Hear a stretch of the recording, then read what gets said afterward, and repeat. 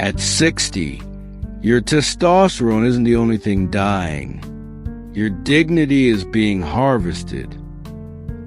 Most men my age are terrified of dying alone, but I'm 92, and I'm here to tell you that there's a fate much, much worse than an empty house.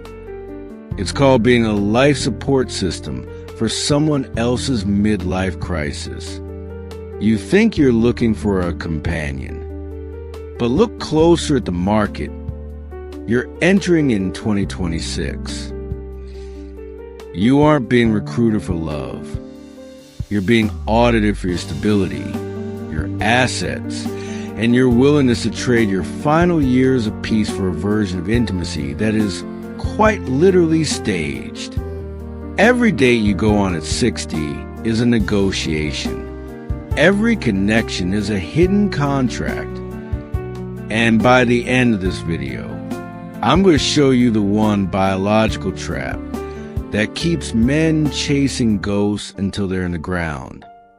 It's a trick I didn't see until I was 80, and it's the reason I will never let a woman into this house again. You've been told that a girlfriend is a reward for a life of hard work. They lied. Stop sleeping. And listen to the truth before you pay a ransom you can't afford. Let me tell you what nobody in your life has the courage to say to your face. Not your friends, not your doctor, not your grown children who smile and nod and say, "Dad, you deserve to be happy," while quietly relieved they won't have to worry about you being alone. Nobody is going to say this to you. So I will, because I am 92 years old. I have watched this specific disaster happen to more men than I can count. Good men, smart men, men who built things and raised families and survived hard decades with their dignity completely intact. And then they turned 60 and something shifted, and they walked straight into the one trap they never saw coming. Not poverty, not illness, not the loneliness they feared. Something quieter, something dressed in perfume and eye contact and the specific warmth of someone choosing you in a room full of options. Something that, by the time you recognized it for what it was, had already cost you everything. I'm going to take that trap apart piece by piece.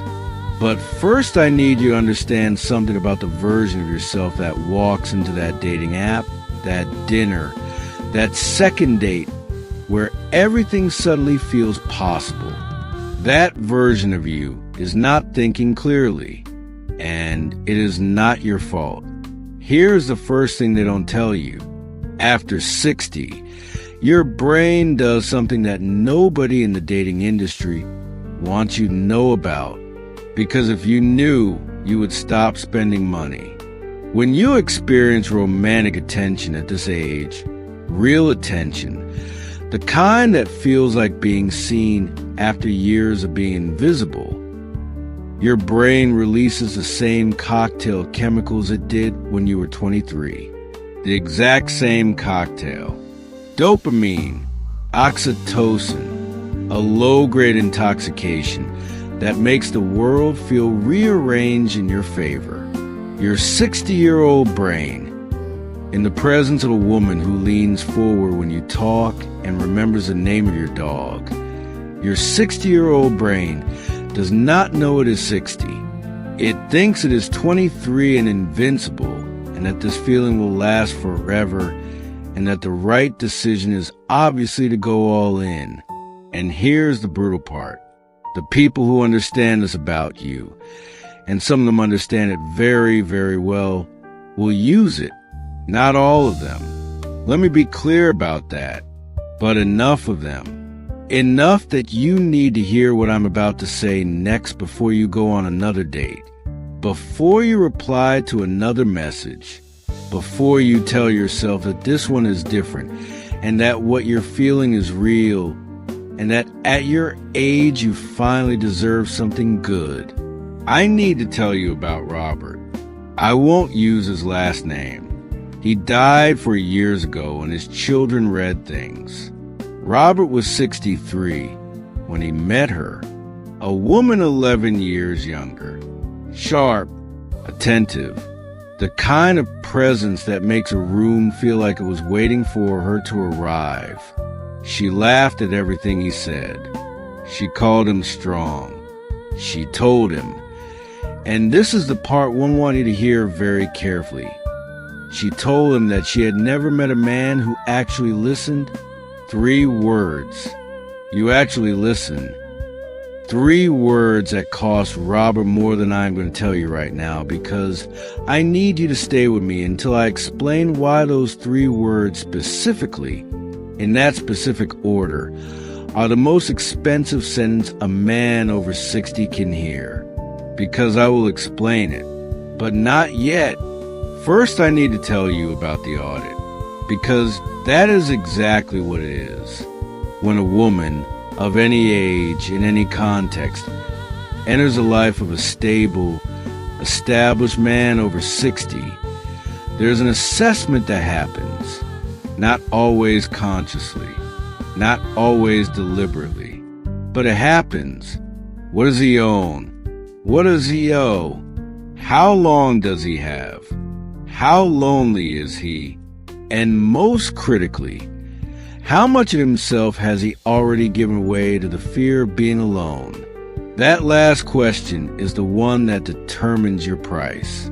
Because the lonelier you are, the more you have quietly, privately convinced yourself that this is your last real chance at something, the more you will give. The more you will rationalize, the more you will look at a situation that a younger version of you would have walked away from in 30 seconds and find reasons to stay. And I know that sounds harsh. I know you want to believe that what you feel is real and that the connection is genuine and that not everyone is calculating. Some aren't. I'm not saying everyone is. I'm saying you cannot tell the difference from the inside. And that is the trap, not malicious women. The trap is the feeling itself. The feeling that shuts down the part of your brain that would otherwise notice the things worth noticing. And here is what you should be noticing. Pay attention to pace. Not the pace of the conversation. The pace of the relationship. When things move fast, when intimacy accelerates, when she wants to see you every day, when the future is being discussed before you finish your coffee on the 3rd date, that pace is not passion. That pace is pressure. It is designed, consciously or not, to get you emotionally invested before your rational mind has had time to do its job. Because once you are emotionally invested, the calculation changes completely. Once you have told her things you haven't told anyone, once she has seen your house and met your dog and sat in the chair in your living room that your wife used to sit in, once you have started to feel, for the first time in years, like someone actually wants to be in the room with you, once all of that has happened, leaving is no longer a decision. It becomes a loss. And humans will absorb almost any amount of dysfunction to avoid a loss they've already counted as theirs. This is not weakness. This is neuroscience. And it is a specific mechanism that keeps men, decent, intelligent, self-sufficient men, locked into arrangements that are quietly, systematically dismantling their peace, their finances, and what I can only call their soul. Now I'm going to tell you about the 3 words. You actually listen, or a version of those words. It might be, you make me feel safe. It might be, I've never talked to a man like this before. It might be, I didn't think men like you still existed. Different words, same function. What those words do. And this is the thing I didn't understand until I was 80 and had watched it happen enough times to finally see the mechanism. What those words do is make you responsible for her emotional experience. In one sentence, you've been appointed the guardian of something she has framed as rare and precious. Her ability to feel seen, safe, understood. And now, every time that feeling is threatened, every time you have a boundary, every time you need space, every time you don't perform a version of yourself she has decided she needs, you will feel like you are taking something away from her, something she told you she'd never found before. You won't set the boundary. You won't take the space. You will bend yourself into whatever shape is required to preserve the feeling that you are the man she always needed. And you will call it love. And it will not be love. It will be the most sophisticated trap a human being can walk into, because it is built entirely from your own best qualities, your capacity for care, your desire to be significant, your loneliness, turn against you with surgical precision. Now I want to talk about what actually happens. Not in the beginning, in the middle, year 2, year 3, after the pace is set, after the emotional investment has been made, after she has become, in some form, part of your daily structure.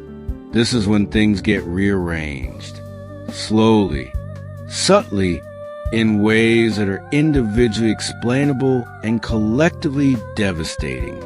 A friend you've had for 30 years starts to feel like too much effort to see, not because anyone told you to stop seeing him, just because the energy required to maintain that friendship somehow never quite materializes anymore. Your children visit less, or you visit them less. The reasons are always reasonable. Distance, schedules, the slightly uncomfortable dynamic that has developed since she arrived, the decisions you used to make about your home, your money, your time, your routines, start to require a conversation that never quite resolves in the direction you started it. None of this happens at once. Each piece of it has an explanation. Taken together, it is a complete and systematic replacement of your life with someone else's. And by the time you see it clearly, and many men never do, you are looking at yourself from the inside of a structure you do not recognize and cannot easily exit. That is the fate I mentioned at the beginning. Not dying alone, dying unrecognizable. I want to be fair, because I know what you're thinking. You're thinking this is bitterness. You're thinking I had a bad experience, and I'm painting every woman with the same brush, and I'm one of those old men who became hard. So let me be fair. There are women over 60 who want exactly what they say they want. Companionship, honesty, a person to sit with in the evening and talk to about the things that matter. Women who have their own lives and their own resources and their own interior world, and who want to share it, not dissolve into yours or absorb you into theirs. Those women exist. The problem is not that they don't exist. The problem is that the feeling of being with one of them is identical in the beginning to the feeling of being with the other kind. The brain cannot tell the difference at the point when the difference matters most. And that is why what I'm about to give you is not a warning. It's a diagnostic. Here is what a real connection at this age looks like versus what a trap looks like. A real connection is comfortable with slowness. It does not need to become everything immediately.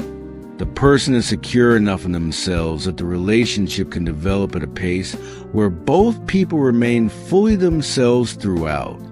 A trap is allergic to slowness. It needs intensity early because intensity bypasses judgment.